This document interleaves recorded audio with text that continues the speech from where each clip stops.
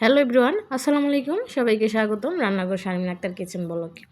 আপনারা আজকে নতুন একটি রেসিপি দেখতে পাচ্ছেন। অবশ্যই আমি এই রেসিপিটি নিজেই তৈরি করেছি। আপনারা দেখতে থাকুন ধৈর্য সহকারে। অবশ্যই ভিডিওটি ভালো লাগবে এই রমজান মাসে।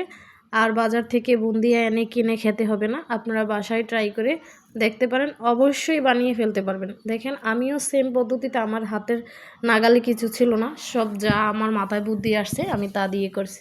দেখেন আপনারা ধৈর্য সহকারে ভিডিওটি। আমি একপাশে বেসন গুলে নিয়েছিলাম। বেসনের জাস্ট শুধু খালি লবণ আর এক মুঠো থেকে একটু কম আটা বা ময়দা আমি ব্যবহার করেছি, আর সাথে ছিল বেসন। এগুলো আমি ভালো করে একটা ব্লেন্ডারের সাহায্যে আমি এগুলো ভালো করে মিক্স করে নিয়েছি।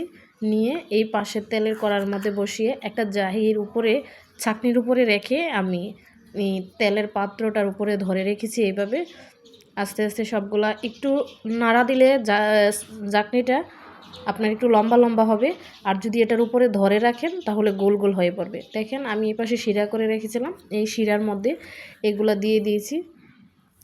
কত সুন্দর হচ্ছে।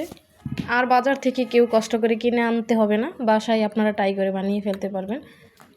রমজান মাসে ভালো খাবারের সাথে টেস্ট এই বুন্দিয়াটা লাগে যদি আপনারা বাসায় বানিয়ে ফেলেন, আর দোকান থেকে কিনে আনতে হবে না। এই যে দেখেন কত সুন্দর লোভনীয় হয়েছে।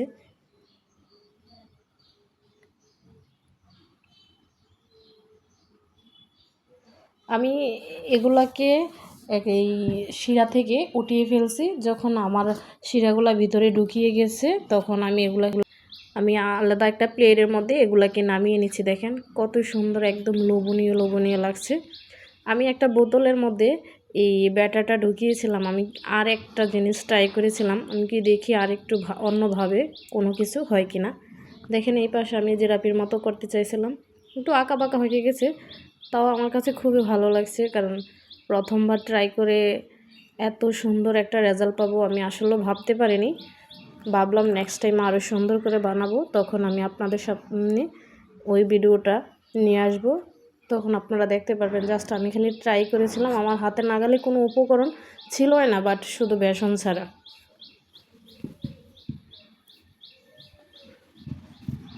এই যে দেখেন কত সুন্দর হয়েছে। এগুলোকে আমি এখন শিরার মধ্যে দিয়ে সবগুলোকে এক এক করে চুবিয়ে নিব।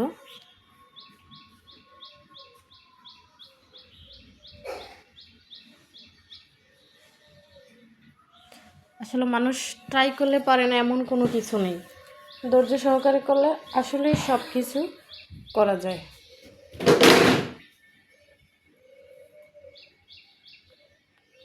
এই যে দেখেন, আমি বোতলের মুখটা একটু চিকন হয়ে গেছে, এটা মোটা করার দরকার ছিল। যখন নেক্সট টাইমে আমি ভিডিও করবো তখন সবগুলা ভিডিও দেখতে পারবেন আসলে কতটা সুন্দর ছিল। আমি সেম ভিডিওটা আবার নিয়ে আসবো সবার সামনে। এখন আমি এগুলাকে উলট পালট করে একটু ভেজে নিব। যখন আমার একটু লাল লাল হয়ে যাবে তখন আমি এগুলাকে আবার শিরার মধ্যে দিয়ে দিব।